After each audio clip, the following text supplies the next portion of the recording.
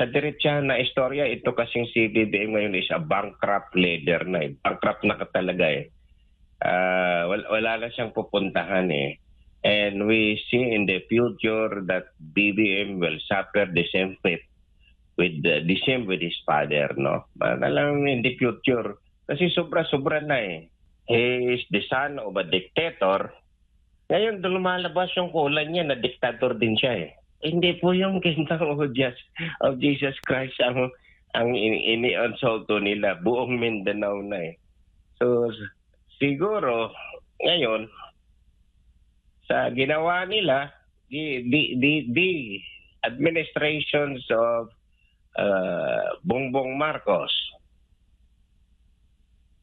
is exposed as more than pa. Mas sobra pa pala sa tatay niya ng pagkadiktador.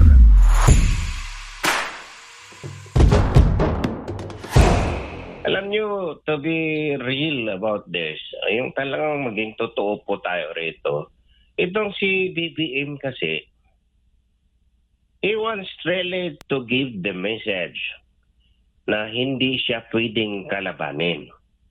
Yan ang message niya eh. Kaya he is using all the brutal force in his power in order to convey the message na kapag ikaw ay i-challenge mo ang authority ni BBM, you will suffer all these things. No? Yun ang message niya dyan eh. Which of course, nagkamali lang si BBM kasi taga Mindanao ang kinakalaban niya eh. The people in Mindanao has been in a lot of experiences na tungkol dito, no? So kung daanin mo siya sa mga ganong bagay, ito hindi yan siya pwedeng matitindag ang mga taga Mindanao eh.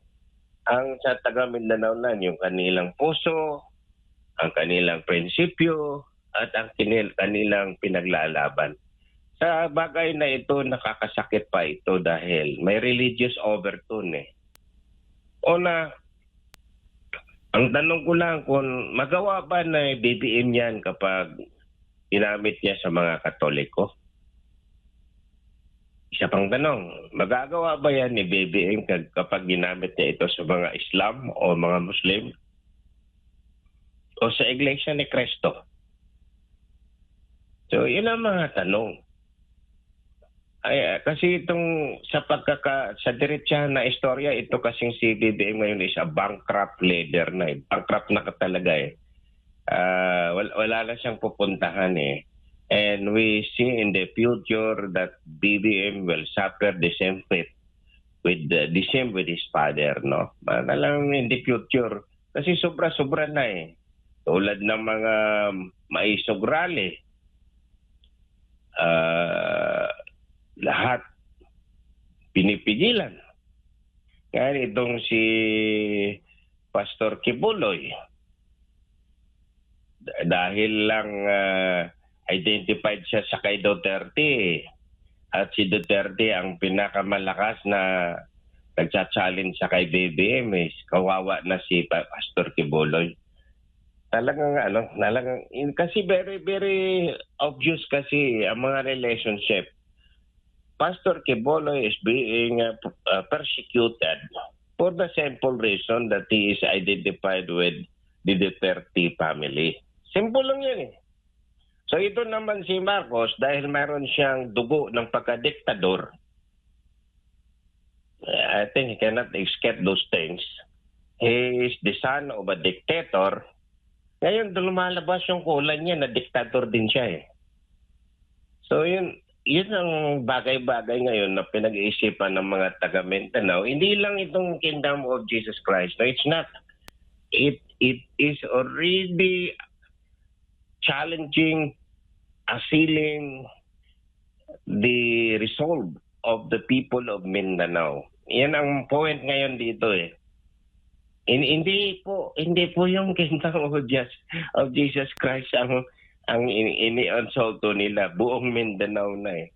So, siguro, ngayon, sa ginawa nila, the administrations of Bongbong Marcos is exposed as more than pa. Mas sobra pa pala sa tatay niya na nagpakadiktador. Okay, sobra pa talaga pala. We were hoping then that this BBM will be reformed at saka baguhin yung image ng tatay niya na diktador. Ngayon, sobra pa pala siya, no? So, tayo napapasalamat din sa Panginoon dahil nangyari na ito.